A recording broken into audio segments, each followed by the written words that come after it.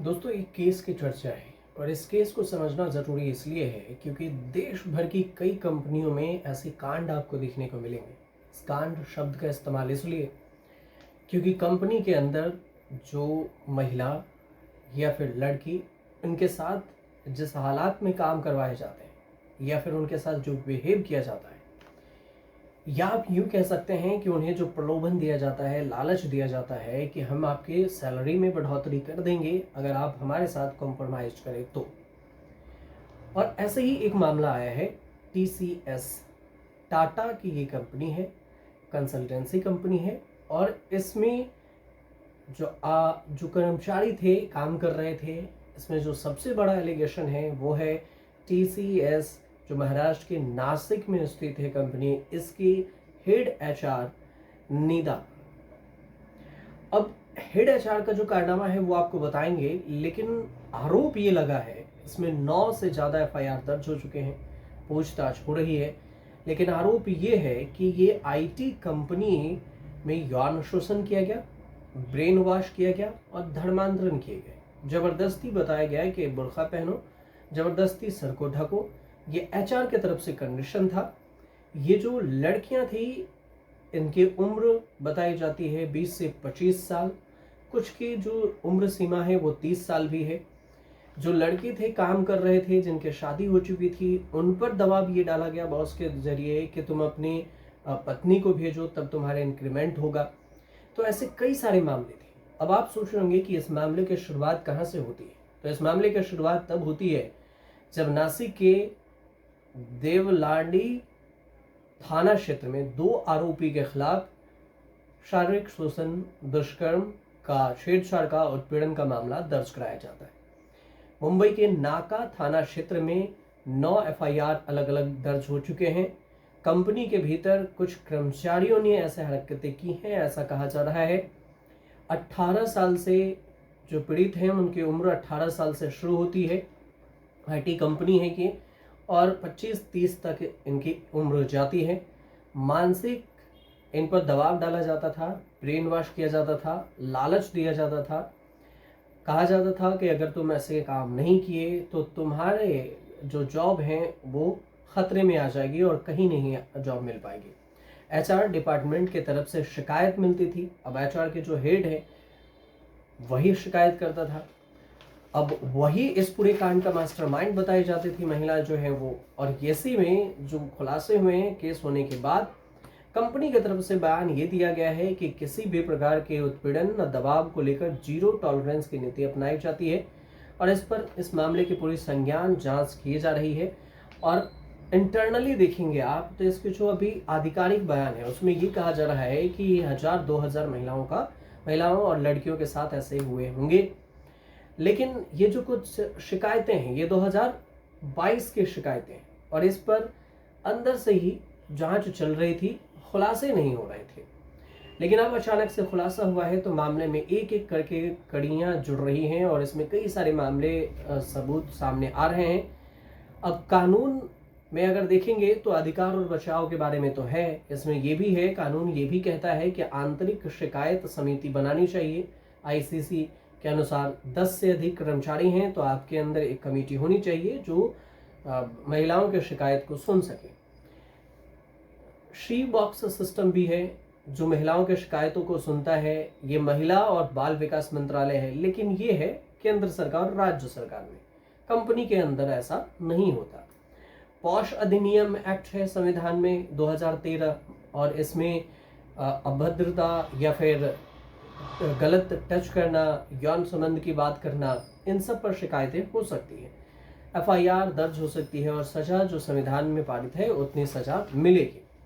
लेकिन इस बीच में जो टीसीएस का कांड है, इस कांड को पूरे समझिए। अब हमने आपको झलक से बताया है, इसमें अब आपको विस्तार से बताते हैं। जो हमने आपको डिटेल्स निकाली है उस डिटेल्स को समझाते हैं। डिटेल्स ये है, सबसे पहले समझिए कि जिन टीसीएस कर्मचारियों ने यौन शोषण का आरोप लगाया है, जिन जिन पर 9 एफआईआर दर्ज हुए हैं, इसमें 9 एफआईआर में क्या सब कहा गया है।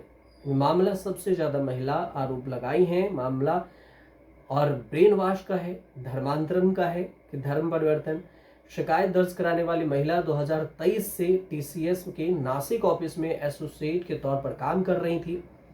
एफआईआर में ये लिखा गया है उनके मुताबिक कि उसकी मुलाकात 2022 में एक अभियुक्त से हुई और दोनों एक ही कॉलेज में पढ़ते थे। अभियुक्त महिला को कंपनी में नौकरी दिलाने का भरोसा दिया था। इस दौरान जुलाई 2022 में अभियुक्त ने महिला से शारीरिक संबंध की मांग की, जबरदस्ती की। महिला के विरोध करने पर शादी की इच्छा जताई। महिला ने कहा वह सोच कर बताएगी। एफआईआर में आगे लिखा गया है कि बाद में अभियुक्त महिला को अक्सर कॉलेज में मिलने के लिए बुलाया गया। पढ़ाई पूरी करने के बाद उसे कंपनी में इंटरव्यू के लिए बुलाया गया। टीसीएस में जो महिला काम करती थी उससे मुलाकात हुई और उसमें एचआर से भी मिलवाया गया। जॉब लगा दी गई, लेकिन उसके साथ ये खेल होता रहा। रिजॉर्ट पर बुलाया जाता था और उसके साथ शारीरिक संबंध बनाए जाते थे। ये महिला ने एफआईआर दर्ज कराई। 2 साल तक 2022 के बाद 2023 तक गोपनीय जांच होती रही इसकी। 2024 में फिर पता चला कि महिला को एक रिजॉर्ट में बुलाया गया, जबरदस्ती उसके शारीरिक संबंध बनाए गए। ऑफिस के भीतर भी महिलाओं का आरोप है शिकायत में कि कई महिलाएं इसमें शामिल हैं। 2026 की बात आती है, फरवरी में एक और महिला ने फोन किया और शिकायत दर्ज कराई कि अभियुक्त की पत्नी और उनके 2 बच्चे भी हैं, ये पता चला। और पहले ये बोला था कि वो बैचलर है और उसे शादी करनी है। 9 अलग अलग जो एफआईआर दर्ज हुए हैं, उस 9 एफआईआर दर्ज की कहानी समझिए। इस 9 एफआईआर में जो सामने आए हैं, एफआईआर 1 में धार्मिक भावनाएं आहत करना, धमकी, शारीरिक संबंध और ऑफिस लॉबी को छेड़छाड़, ऐसा पहले एफआईआर में। दूसरे एफआईआर में 2 अभियुक्त पर छेड़छाड़ के आरोप हैं। एचआर पर भी शिकायत का आरोप है। तीसरी एफआईआर में निजी और वैवाहिक जीवन को अपमानजनक टिप्पणी बताकर, खास करके निसंतान जिनके बच्चे नहीं होते थे, उनको टारगेट किया गया। चौथे एफआईआर में जो कई सारे सवाल हैं, जो शर्मनाक सवाल पूछे गए, शरीर और प्राइवेट पार्ट्स पर इशारे किए गए एचआर और एम्प्लॉय के द्वारा वहां पर। 5वें एफआईआर में धर्म विशेष पर किसी एक धर्म को टारगेट करते हुए टिप्पणी की गई। धार्मिक रीति रिवाज को जबरन मानना, मांसाहार बना दिया गया। जिनको कंपनी में काम करना है तो आपको मांसाहार बनना पड़ेगा। 6ठे एफआईआर में महिला के शरीर पर अश्लील टिप्पणियां की गई, जानबूझकर उसे टच किया गया। 7वें एफआईआर में पीछा करना, अश्लील टिप्पणियां और कार्यस्थल पर जो गलत तरीके से छूना, ये आरोप है। 8वें एफआईआर में निजी जीवन पर सवाल पूछे गए, प्रेम संबंध, शारीरिक संबंध पर सवाल पूछे गए। और 9वें एफआईआर में कार्यस्थल पर गाली गलौज, बदसलूकी, शरीर पर आपत्तिजनक टिप्पणी की गई। अब इसमें क्या है कि 78 ईमेल मिले हैं सबूत के तौर पर, डिलीवरी पार्टनर भी मिले हैं। 15 अप्रैल तक इस मामले में जो एक महिला डिलीवरी पार्टनर है उसको कोर्ट ने 15 अप्रैल तक हिरासत बढ़ा दी है। पूछताछ की जा रही है कि और इसमें कौन कौन शामिल है। कंपनी का बयान हमने आपको पहले बता दिया है कि क्या कुछ कंपनी की तरफ से कहा गया है। अब इस टीसीएस के कांड को थोड़ा सा और समझिए, और समझने के लिए ये समझिए कि इसमें कॉर्पोरेट जिस तरह से महिलाओं को टारगेट किया जा रहा है, टीसीएस में किया गया था, तो भारत के सभी लिस्टेड कंपनियों में यौन उत्पीड़न के जो शिकायतें हैं उसकी संख्या 2024 में बढ़ गई। चूंकि अब ये संख्या 2 साल में एक बार आती है, तो 2024 में एक रिपोर्ट दर्ज की गई थी और इसमें ये संख्या बताया गया था, सरकारी डेटा, कि प्राइवेट कंपनियों में 2024 में ये संख्या 2787 थी। आप इसे 2800 ले लीजिए।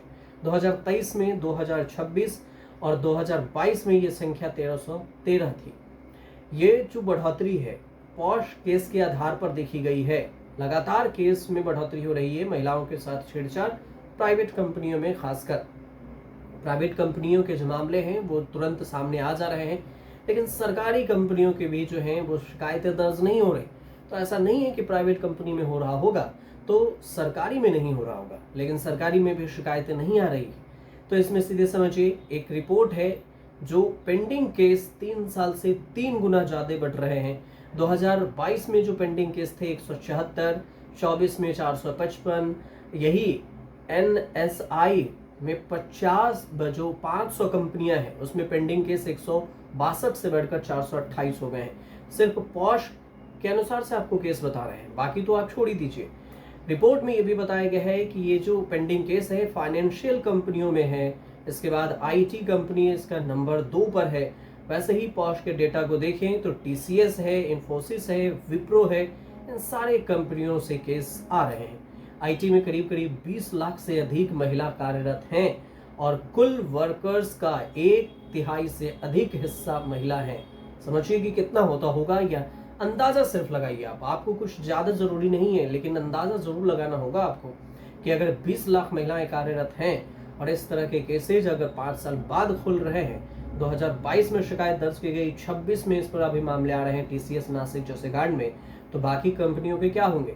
इन्फोसिस है, इसमें भी केस आ रही है, विप्रो है, TCS है, इन सारे डेटा पॉश में इन कंपनियों के नाम लिस्टेड है कि ऐसे ऐसे हो रहे हैं। तो इनमें जो डेटा है वो आप समझ पा रहे हैं कि कितनी क्या होगी।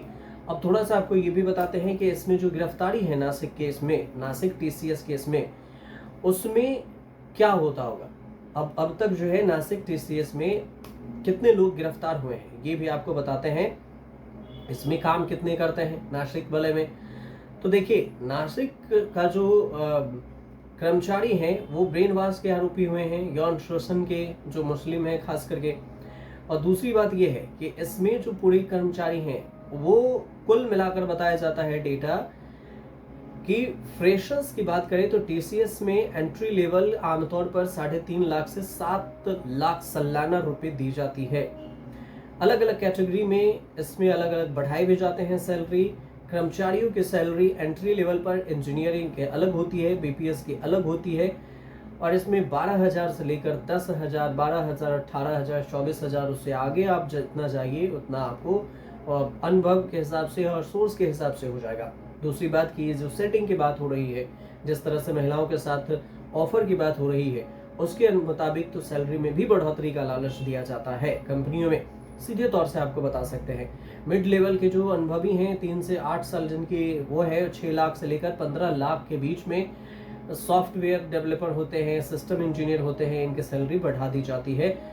और इसमें 6 लाख से ज़्यादा कर्मचारी काम करते हैं TCS में। दुनिया की सबसे बड़ी IT सर्विस कंपनी है TCS। ये N चंद्रशेखरन इसके चेयरमैन हैं, जो कि टाटा ग्रुप के मुख्य होल्डिंग टाटा सन्स की ये कंपनी है और इसके अध्यक्ष हैं ये।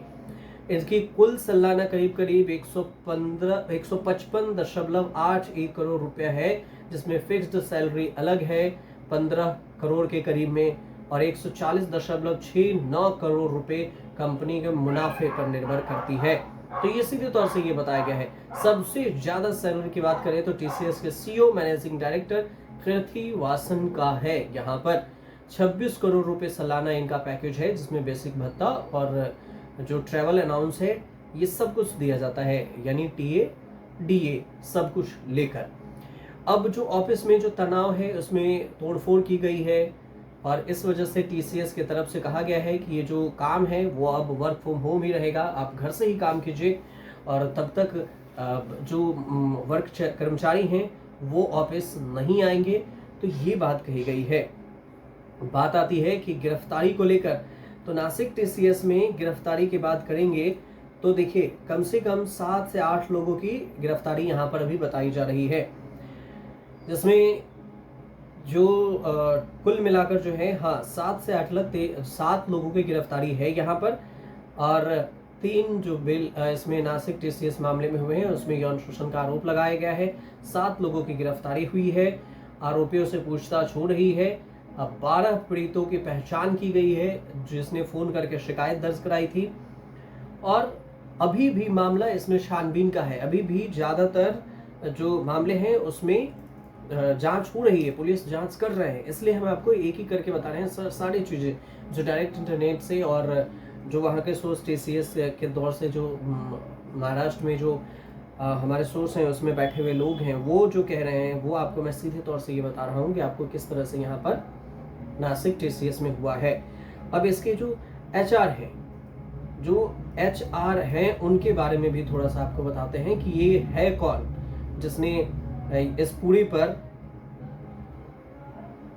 जो लीड कर रही थी और ये पूरी को जो फंसाने का काम हुआ यहाँ पर, उसमें इसका नाम बताया जा रहा है। जो HR हैं उनका निदा खान बताया जा रहा है, जो कि मुस्लिम टीम लीडर थी और मुस्लिमों के साथ मिलकर, ये HR थी, मुस्लिमों के साथ मिलकर मुस्लिमों की एक ग्रुप बनाई और उससे मिलकर इसने सारे कर्मचारियों के ब्रेन वॉश किए, धर्मांतरण करवाए, ज़बरदस्ती मांसाहार किया और फिक्स्ड एज की लड़की 18 से 25 से 30 साल तक की जो लड़कियां हैं उसको टारगेट किया कि आपको इंक्रीमेंट दी जाएगी। तो ये समझिए विदेशी फंडिंग की भी जांच हो रही है कि क्या विदेश से फंडिंग हुआ था या क्या हुआ था ऐसा कि इस पे मामला निदा ने ऐसा किया है।